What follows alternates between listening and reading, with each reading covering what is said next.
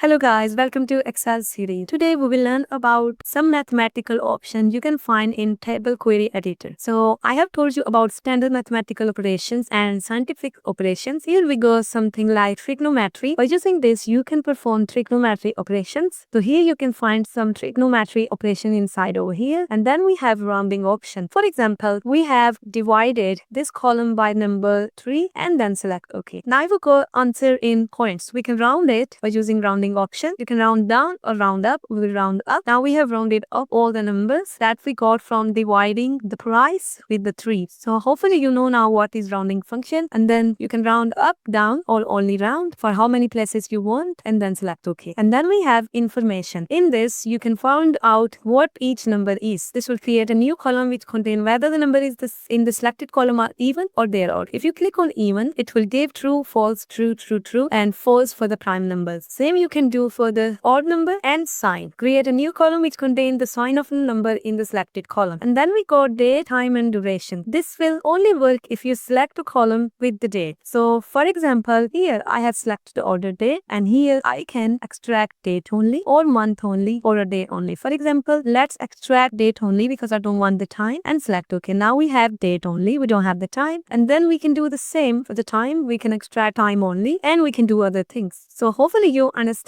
what are these basic functions in Power Query Editor and how to use them. Hopefully you liked today's video. Press the like button and follow for more videos like this. Hello guys, welcome to Excel series. As we have learned everything about Excel and VBA Editor, I have told you about each and every button. Today we will learn about VBA. What is a VBA? So VBA stands for Visual Basic for Applications. Why we are learning about it? Because it is related with Excel, and you can automate your work by using Visual Basic. It can automate your task, create button, and make Excel smarter. You can find VBA Editor under the Developer tab, and you can find Visual Basic on the left corner. You can either open Visual Basic by clicking here or pressing the shortcut Alt F11. We will open it by clicking over here, and we got a VBA Editor here. As we are just starting, I will not show you a single code today. We will learn from basic macro recording today. So I have name of my students, and then I have their score, and I want to highlight the highest score in green. So what I will do, I can just go to conditional formatting and do my work. But if I have more and more subject and classes and I have to do the same thing again and again, I will avoid doing this again and again. For example, I will select the score and go to Home tab, and here we have conditional formatting. So I can just go over here and I can go to top 10%, and then I can select the color to green and then select OK. So I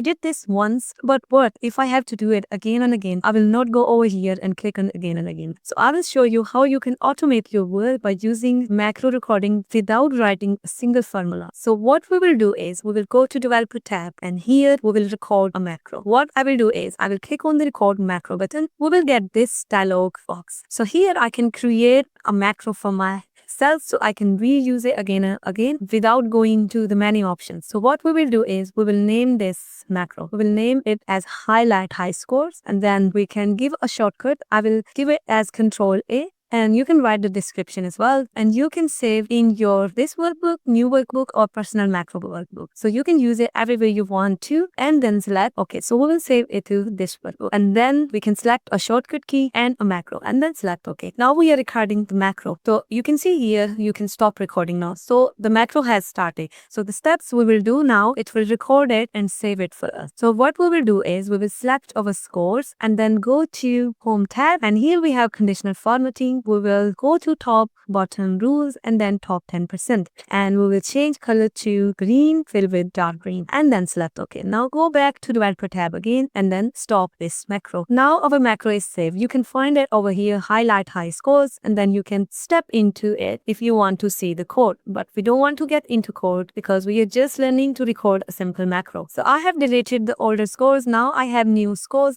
and I want to apply that again. So what I will do is, so I don't have to do all the steps of conditional formatting again and again, I can use my macro, which was already recorded, by going over here and run this macro or by pressing the Control A. Look, you can see now I have did the same thing but without going into conditional formatting and apply all the steps again. You now know how to record a simple macro and how to reuse it again and again. So if you like this video, press the like button and follow for more videos like this. Thanks for watching this video. Hello guys, welcome to Excel series. Today we will learn about this extract option under the add column section. So we have extract length, first character, last character, range, text before delimiter, text after delimiter, and text between delimiter. So let's learn what is a text length first. What is the extract length? So for example, select any column, and if you go to extract length, if you click on the length, it will create a new column and tell you the length of the characters you have in your selected column. So if you go to transform tab, you have the same option extract over here, but there is a difference between both of these options. If you use this option in the transform tab, the extract one, what it will do, it will replace your column with the new one. Let's undo this. But in the add column section, it will add a new column with the length. So there is the main difference between them. In the transform section, this extract will replace your current column. But in add column, this will add a new column and leave your previous column as it is. Now let's see the second option. This will create a new column containing a specified number of characters from the start of each value in the column. For example, I just want to extract first two letter of all the words in this column. I can use this. For example, I just want to extract two first letter and then select OK. Now you can see extracted only first two letter and created a new column, and then you can rename this column as the way you want or whatever you want to do. So hopefully you understand the extract option, length and first character. If you like this video, press the like button and follow for more videos like this. Thanks for watching this video. Hello guys, welcome to Excel series. Today we will learn about this format option under the add column section. If we click on this, we will get this drop down in which we get option like lowercase, uppercase, capitalize each word, trim, clean, add prefix and suffix. As we have same option under the transform tab as well, as you can see over here, but there is a difference in between them. I will show you what is the difference between them. So if you go to add column section and you will choose this option here, this will change the casing of text or cleans the text and add a new column. Otherwise, the one under the transform tab will change the case of the selected column and it will not add a new column, it will change the existing one. But if we use this in added column, it will add a column. So let's try this. For example, let's try this on the region. So first I want to convert all of them into uppercase. As you can see over here, I have uppercase named column and all of them in the uppercase. Let's undo this step. Let's go to transform and try this option over here as uppercase. You can see here it has transformed the previous the region column and it didn't add any new columns. So that is the main difference between these two options, the one under the add column and the one under the transform column. All the other things and the concepts are same. For example, let's try other options as well. Now let's try capitalize only the first word, and now you can see it's only the capitalized first word and all the other are small letters. So hopefully you understand what is this option, how you can change the case of the selected column and get a new column, or if you want to just change the case of the column in the column, then you can use the transform format over here. But if you want a new column, then you can use this format over here.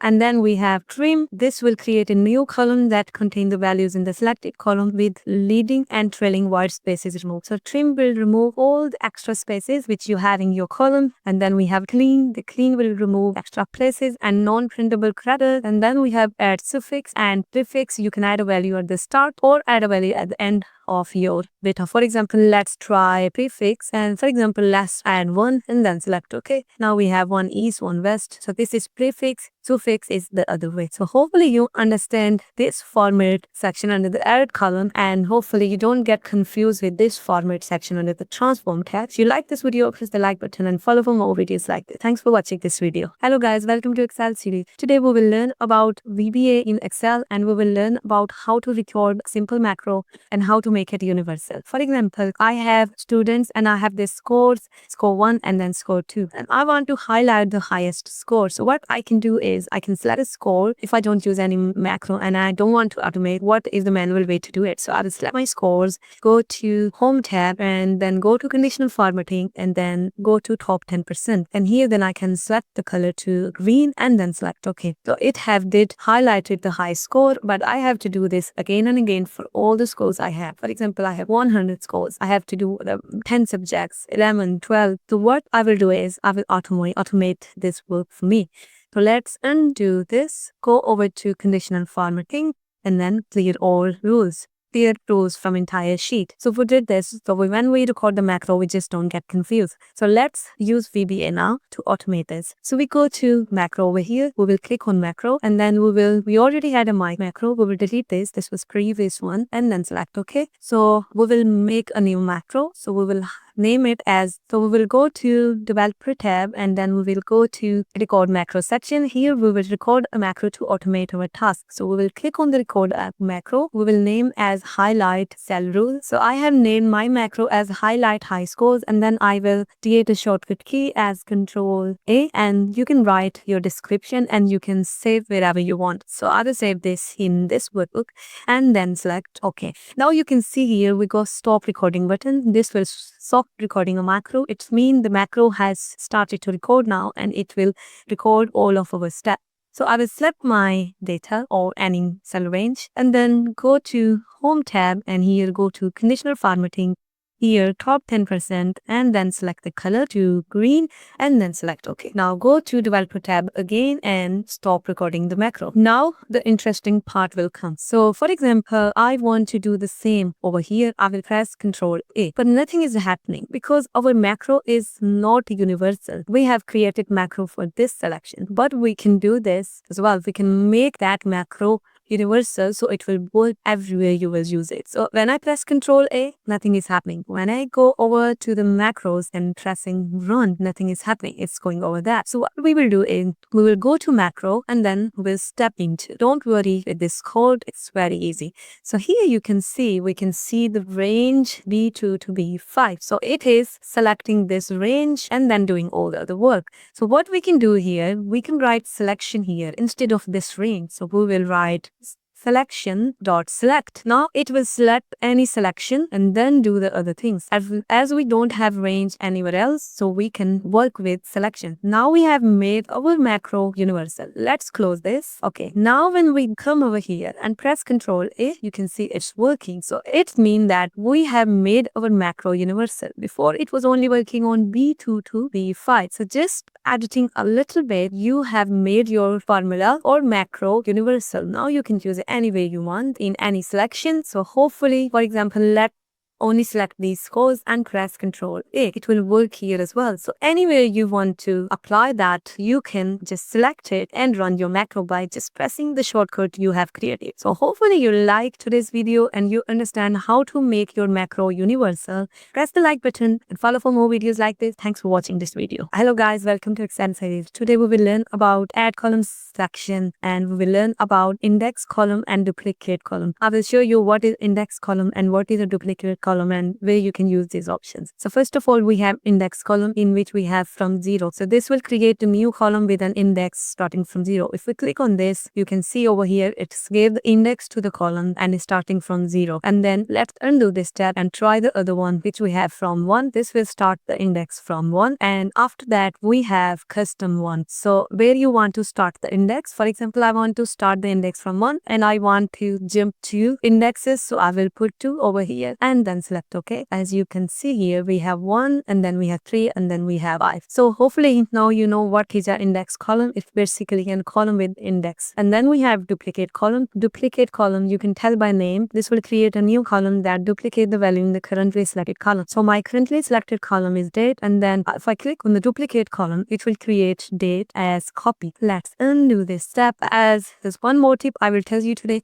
as I don't like these 00 times here. I only want the date. So if you only want the date, you will go over here and then select date only. As I don't like the 00 time over here, I only want the date. So what I will do is I will select my column and go to transform, and here we have date and time option only. I will select date only. So after selecting this option, you will only have date and you have extracted the date from the time. And you can do the same with the time as well. If you have time, you can extract the time. So hopefully you understand what is index column and duplicate column in Power Query Editor. And if you like this video, press the like button and follow for more videos like this. Hello guys, welcome to Excel series. As we were learning about all the options in Power Query Editor, today we are learning about add column section, and we are learning about scientific option into the add column section. In my previous video, I have told you about standard to perform basic mathematical operation inside the Power Query Editor. Now we have this scientific. This will perform the scientific operations. So if you click on this, you will see absolute value, power, square, cube, and power, and then you go square root, exponent, logarithm, and then you go factorial. So this is the section where you can perform scientific mathematical operations, and in the standard one, you can just perform the simpler mathematical standard operations. So let's perform something over the sales item. So if I select my sales item, as you can see, it says it's a number. That's why I can use this option. But if I select the product, I cannot use this option because this is text. This is not a number. So if we go to sales again and let's perform power of square, and now you can see that I have square of 120. So it means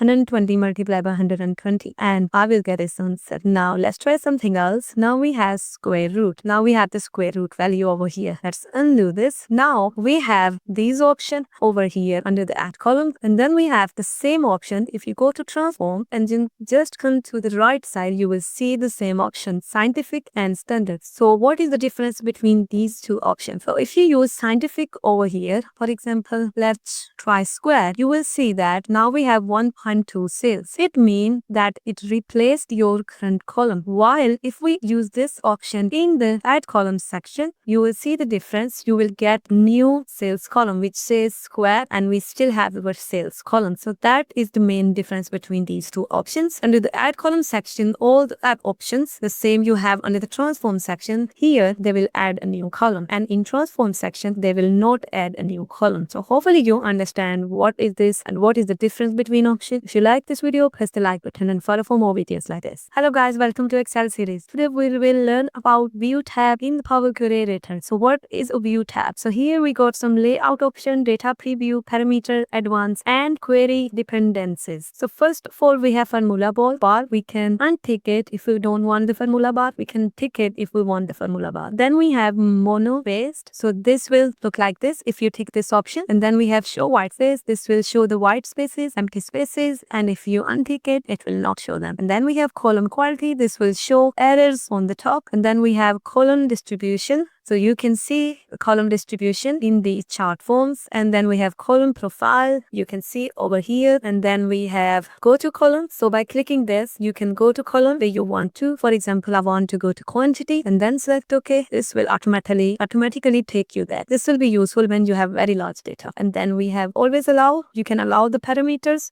and then we have advanced editor. If we click on this, we will get all the formulas here. You can edit the formulas here by using M language, and then we have query dependencies. If we click on this, we can see which table and which workbook depend on each other. So we only have one table, that's why showing one table here. If we have more, this will show more over here. Hopefully you now know what is view section and how you can use it. If you like the video, click the like button for more videos like this.